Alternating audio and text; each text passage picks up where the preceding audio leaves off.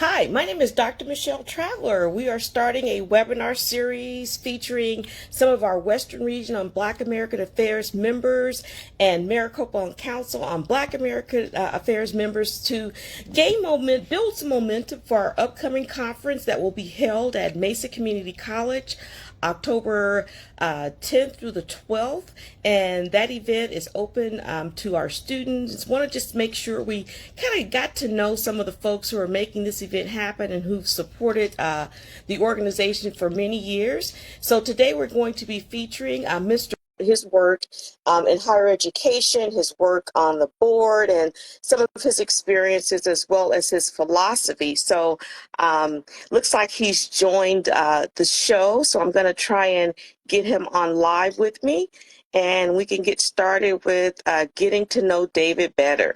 So, okay. Well, hello, Mr. Reed. How are you? Good, good. How are you doing today? I'm doing good. I want to thank you for taking time out of your busy schedule to talk about your work that you do with the Western Regional Council on Black American Affairs, what you do at your college, and just kind of get to know you a little more. As you know, we're gearing up for our fall Western Region on Black American Affairs Unapologetically Black Conference at Mesa Community College. So we're just creating a series of webinars so folks can kind of get an idea of what the organization is about and the folks that are involved. So let's go ahead and have you introduce yourself and share a little bit about the work that you do now. Sure. Well, first of all, thanks so much for doing this and for inviting me. So it's great to be here with everybody doing this IG Live. So I appreciate everything you're doing to make this possible. Well, so I'll do a quick intro. Yes, my name is David Reed, and so I currently serve as the Director of Educational Support Systems here at WRCBAA Las Community College District. So we're about 30 miles east of Oakland, California. So we're in the East Bay suburbs out here. And yes, I serve also currently as the Vice President of Membership for the Western Region Council on Black American Affairs. And we are very excited about this conference coming up and hope all the viewers are considering joining us at Mesa College coming up in October. So please, keep your eyes out for that. We're very excited about it. And so did you want me to talk a little bit about the work I do here? Yeah. Is that what the question was? And so where is your college like specifically, and what does your college offer? What do you do there, and what does your day look like? Yeah. So a really good thing to kind of set that stage is that I recently was an academic dean. I was Dean of Academic Support and Learning Technologies in a nearby district, which for folks who've been an instructional dean, you know that world, right? It's a lot of intense planning and working more with direct support with students and instructors.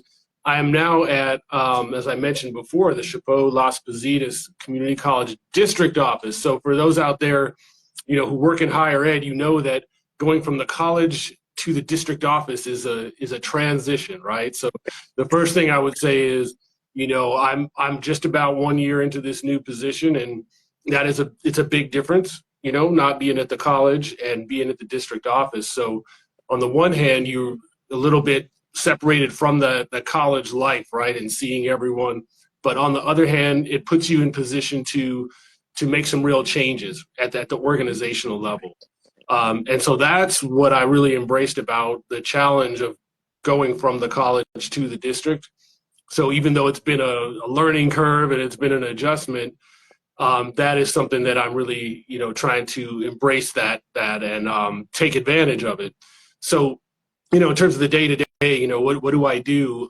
We, like every other college in the world, we got a lot of technology platforms we rely on, right?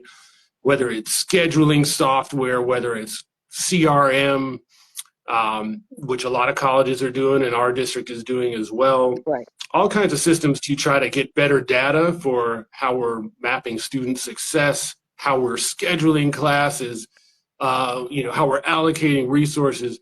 Everybody in higher ed knows technology is just more and more, right? A huge part of what we do. So my job is really to be a liaison for those functional users who are trying to make sense of all this data and use these complicated tools and perhaps rethink how they're doing their work.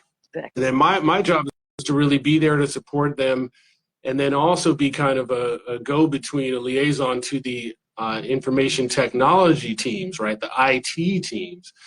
And that way they can focus more on the technical side, what they really, whether they're programming our student information system and really mapping that out. And then I'm focusing more on that functional user side, but also trying to see the bigger picture in terms of how do all these systems work together? How do they complement each other? And then what are some of these processes that we have to change? That's the big part, the change part, to make it all work. So that's just a snapshot, right, of the function, kind of what I do in general.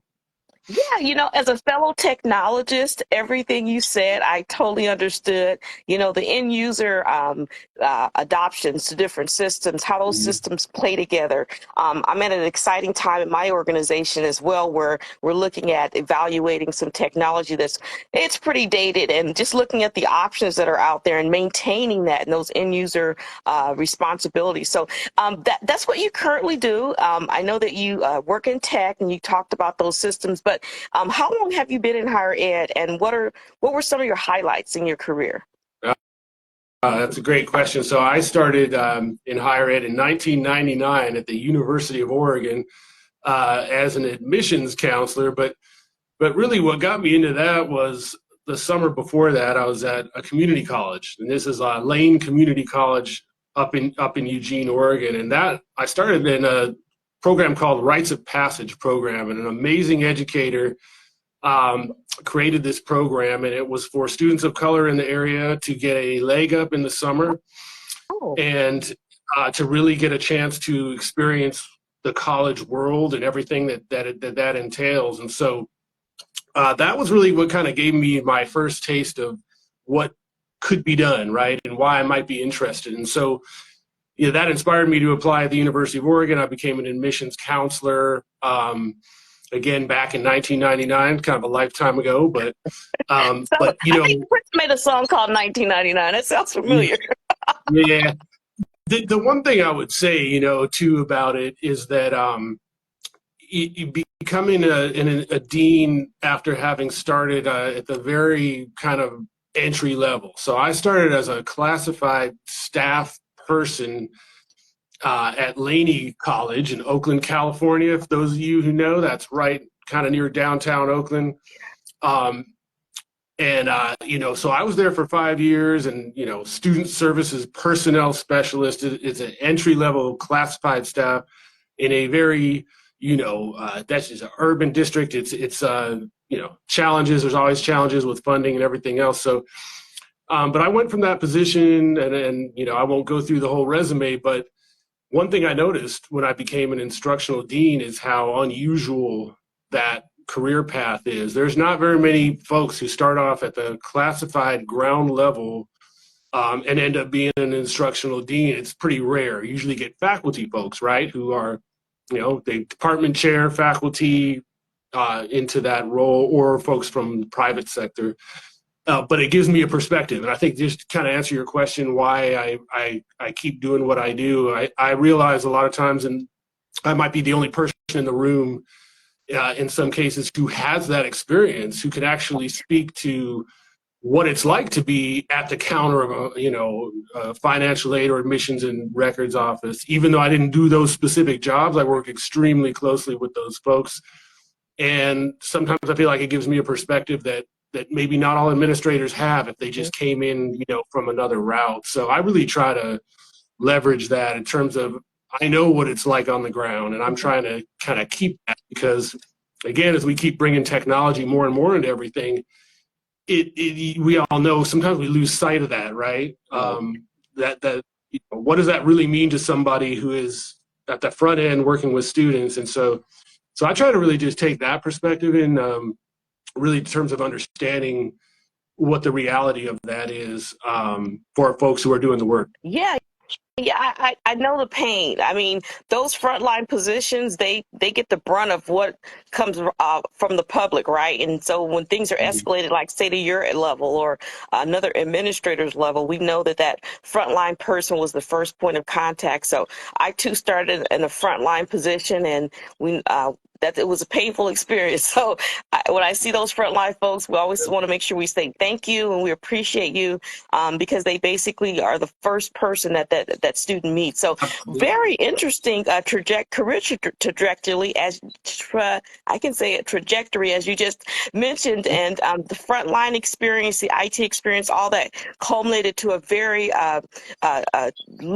very great leadership position within your organization and your career.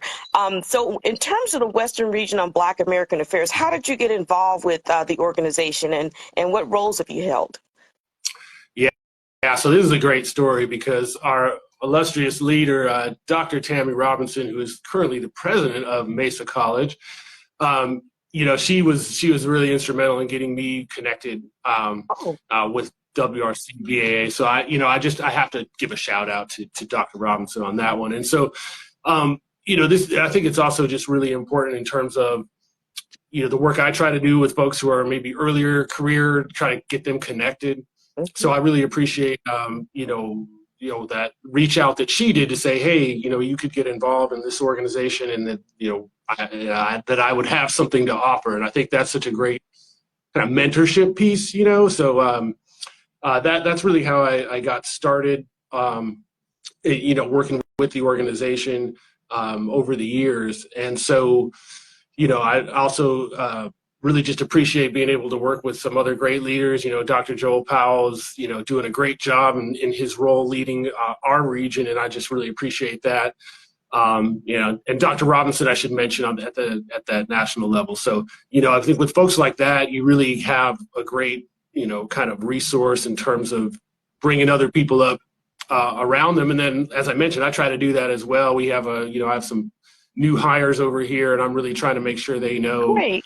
that Yeah. there's those opportunities, right? And just one other thing I would say about that's been so important is that these jobs are really, we all know they're challenging, right? I mean, they can kind of take a whole lot of your time and energy to the point where sometimes folks, they just got their head down and it's all just the job.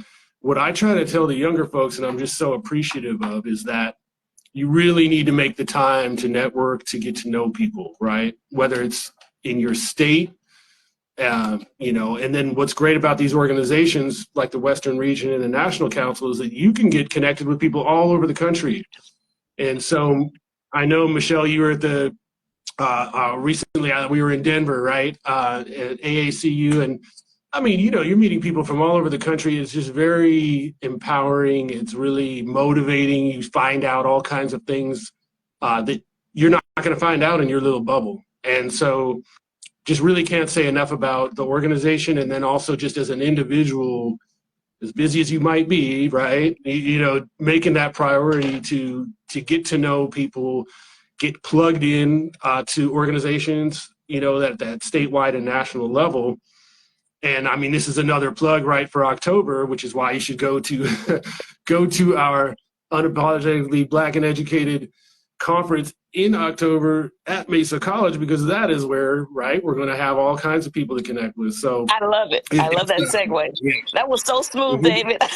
That was so smooth. I love that segue. That's what it's all about, right? We got to get people motivated, because there's a lot of things competing for our attention, right? I mean, this is the Right. right, but I'm trying to see the value of that, right? Don't sell yourself short, because you never know the connections you can make career wise, personal development wise. Those are all things that you're only going to find out if you get yourself plugged into it.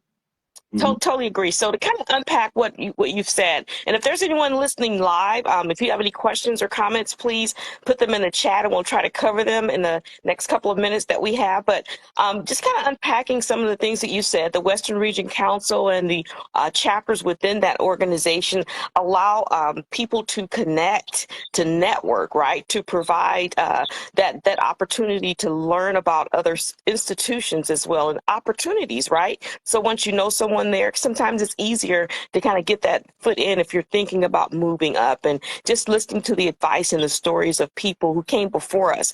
Also, I think I heard our responsibility to kind of reach back, right? Once we get in Right. positions and we see other folks, we want to introduce them to the organization and kind of talk about some of the organization's benefits. Again, we want to make sure everyone knows about the Western Region Unapologetically Black Conference taking place at Mesa Community College, October 10th through the 12th.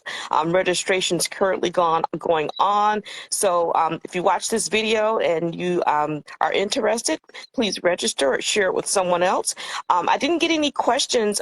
David, is there anything else that you like to say that would kind of wrap up our conversation, or anything I didn't ask that you think would be important?